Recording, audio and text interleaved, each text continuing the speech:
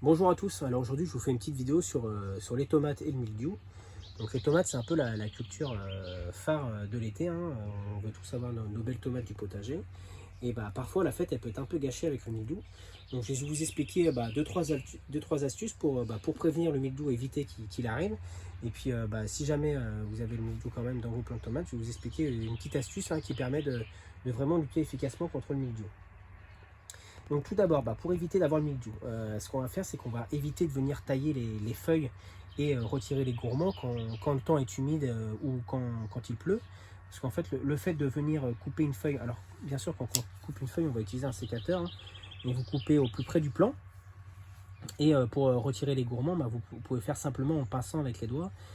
Donc voilà, mais ça, on va éviter de le faire quand le temps est humide ou avant qu'il pleuve, parce que ça va créer une blessure au plant. Et du coup, c'est par là que peut venir plus facilement la maladie donc du mildiou. Et cette maladie, elle va venir affecter le plant. Elle va apparaître d'abord par des taches brunâtres sur les feuilles, mais aussi on peut le voir sur les tiges. Donc, ce que vous pouvez faire aussi, c'est par temps sec, le matin de préférence, d'avoir une bonne journée ensoleillée. Donc, de façon à ce que ça cicatrise bien, vous pouvez venir tailler au pied de votre plant de tomate, donc comme ici, vous voyez, et de façon à ce que les feuilles en fait ne soient pas en contact avec le sol.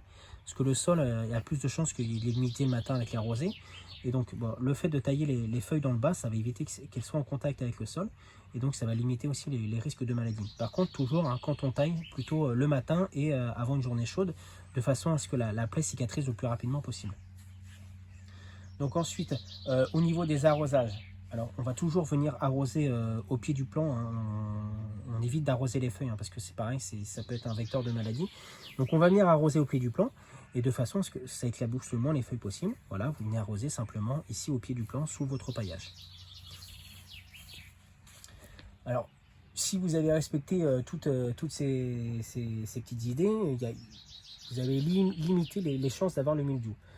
Bon, après, on ne maîtrise pas non plus la météo à 100%, donc même avec une météo mauvaise, il se peut que vous ayez le mildiou dans vos plants. Et donc, dans ces cas-là, je vais vous montrer ce qu'on peut faire pour lutter contre le mildiou une fois qu'il est arrivé. Donc du coup, en préventif, ce qu'on va pouvoir utiliser, c'est un mélange de bicarbonate mélangé avec de l'eau et du savon noir. Alors, pour faire le mélange, là, on va utiliser un petit pulvérisateur, comme celui-ci. Donc, on va mettre une cuillère à soupe de bicarbonate.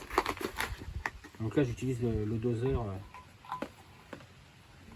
Donc, une cuillère à soupe de bicarbonate pour 1 litre d'eau.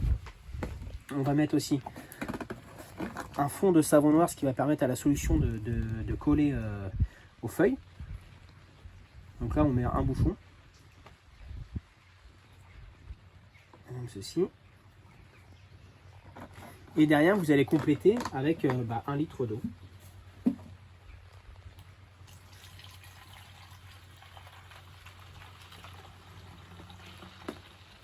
Et donc cette solution, vous allez pouvoir l'appliquer sur vos plants de tomates. Donc soit une fois que le mildiou est arrivé, donc à raison d'une pulvérisation par semaine. Donc on va bien pulvériser les feuilles sur le haut et le bas. Donc c'est-à-dire on va venir asperger en haut sur les feuilles et aussi bien en dessous. Voilà. Et ça va vous permettre de contrôler, de limiter la progression du mildiou, et ça va vous permettre de sauver vos plants. Donc on peut aussi pulvériser cette solution en préventif, c'est-à-dire avant que le mildiou apparaisse. Et là, vous pouvez faire une application après chaque grosse pluie ou période de pluie. Et donc en curatif, une fois que le mildiou est présent, voilà, à raison d'une fois par semaine. Donc personnellement, ça fait, j'ai eu quelques fois le mildiou, je m'en suis servi et voilà, j'ai jamais eu de soucis, ça n'a jamais anéanti mes récoltes. Donc voilà, c'est une solution qui est très efficace. Donc voilà, j'espère que la petite vidéo vous a plu. N'hésitez pas à laisser un commentaire si vous avez une question, j'y répondrai. Et puis à liker la vidéo, à vous abonner à la chaîne si vous souhaitez suivre les prochaines vidéos. Allez, bonne semaine à tous, ciao ciao.